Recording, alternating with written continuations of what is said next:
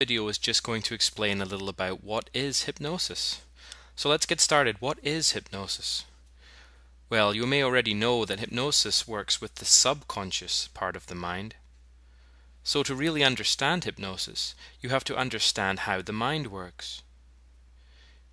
You see, you have two very different minds, the conscious and the subconscious. Two very different minds with different functions. So let's have a look at those functions now. Starting with the conscious mind. This is where we spend most of our time, and it has four functions. The first, willpower. We're all familiar with this part of the conscious mind. With willpower, you might say, I quit, I'm not smoking anymore. And the strength of your willpower decided how long this lasts before the old habit returns. Number two, temporary memory. This part of the conscious mind is your working memory that you use every day. Finding your way to work and remembering your family's names. This is the memory you use every day. Now the third part of the conscious mind, the analytical thought process. This part looks at a problem, analyzes it, and looks for a solution. It makes hundreds of decisions every day.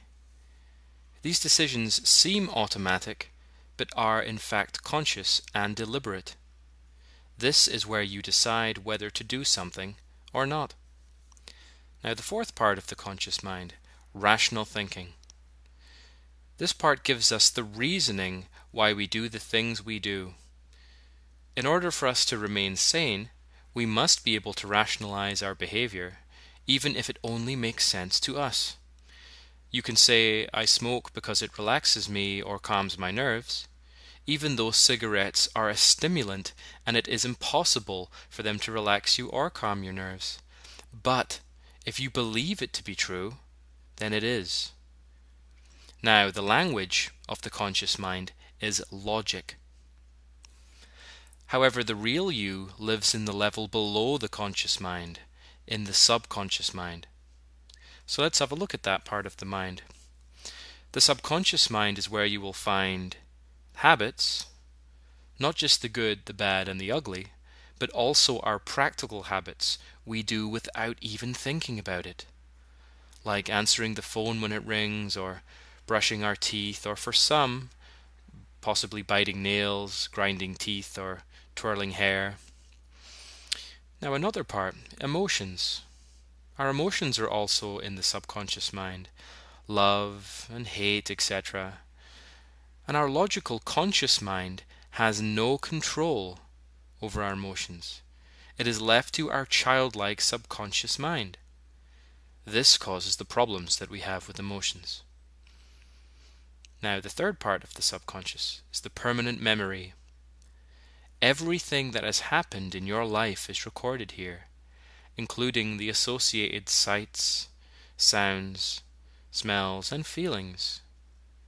And using hypnotic regression, you can relive any memory from your life vividly, even if you do not remember it consciously.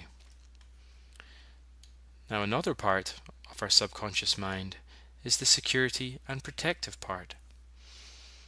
This is the number one job of our subconscious mind, our personal security. Now, the language of the subconscious is imagination. The only communication between the logical conscious mind and the imaginative subconscious mind is that we use willpower to suppress emotions and willpower to control habits. But unfortunately, willpower is temporary, and suppressed emotions get redirected in a negative manner, causes stress, and can cause illness. And in most cases, the habits return, sooner or later. Remember, the language of the conscious mind is logic. The language of the subconscious is imagination. When logic and imagination conflict, imagination wins every time. The subconscious mind is the boss. Because the language of the subconscious is imagination, it cannot tell the difference between what is real or true and what is not real or untrue. Because everything is real or true to the imaginative mind. If it believes it to be true, then it is.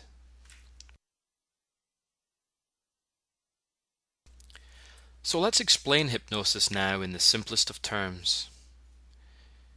Normally, the conscious mind is in front and the subconscious is in the background. And in between these two parts of the mind is a filter that we call the critical faculty.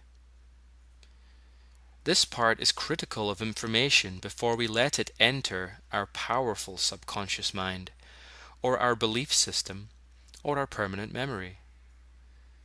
So if I told you something that you thought was crazy, your conscious mind would filter it out and would not allow it to enter your belief system or your programming.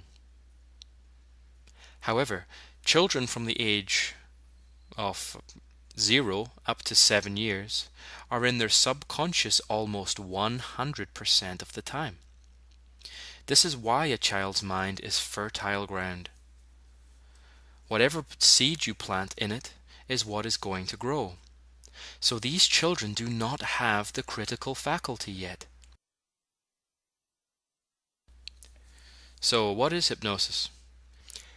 Hypnosis is when the conscious mind moves aside and the critical faculty is bypassed, allowing your subconscious mind to become receptive to positive suggestions for change.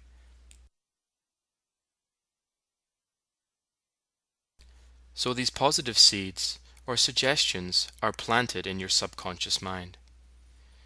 Now, entering hypnosis happens to you on a daily basis. Hypnosis is a natural state you have experienced thousands of times before. Have you ever felt sad or cried when watching a movie? Well, your logical mind knows it's only a movie, knows it's not real, yet you still feel sad and maybe even cry. Now, why is that? Because the conscious mind has disappeared. You're not thinking about work, family, or kids. That thinking mind has disappeared. That critical faculty has been bypassed and you are in your subconscious mind. So with hypnosis we do the same thing.